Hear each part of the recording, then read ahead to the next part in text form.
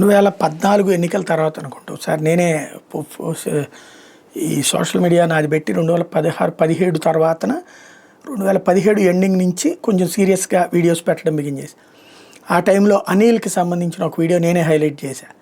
ఏది వర్షం వస్తుంటే ఆగిపో దేవుడు చెప్తున్నాను ఆగిపో అని చెప్పడం, మళ్ళీ కాసేపటికి వర్షం వస్తే సైతాన్ మధ్యలో నువ్వు వచ్చావా, మళ్ళీ వర్షాన్ని తెస్తున్నావా, నేను ఆపేస్తాను దేవుడి పేరుతో చెప్తున్నాను ఆగిపో అని చెప్పడం. ఓ నిమిషం ఆగి, అదిగో నేను చెప్పాను చూసారా ఆగిపోయింది, మళ్ళీ వర్షం పడి అదిగో సైతాన్, ఇట్లాగా మాట్లాడుతున్నాడు. వర్షం వచ్చినంతసేపు నేమో సైతాన్ తీసుకొచ్చింది, ఈయన చెప్పగానే దేవుడితో ఆపేశాడు. ఇది ఒక విచిత్రమైన భ్రమలు కల్పించేటటువంటి ప్రయత్నం చేసుకొచ్చాడు.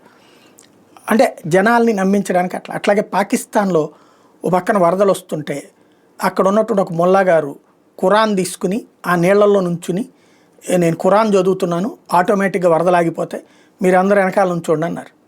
వరద పెరిగింది, ఆ తర్వాత వరదల్లో ఆయనే కొట్టుకుపోయాడు. ఇప్పుడు ఆయన కోసం వెతుకుతున్నారు.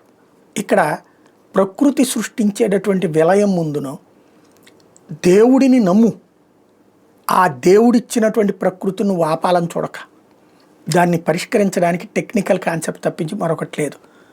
మతాలను అడ్డం పెట్టి ఆడే నాటకాలు మానేయాల్సిన అవసరం ఉంది.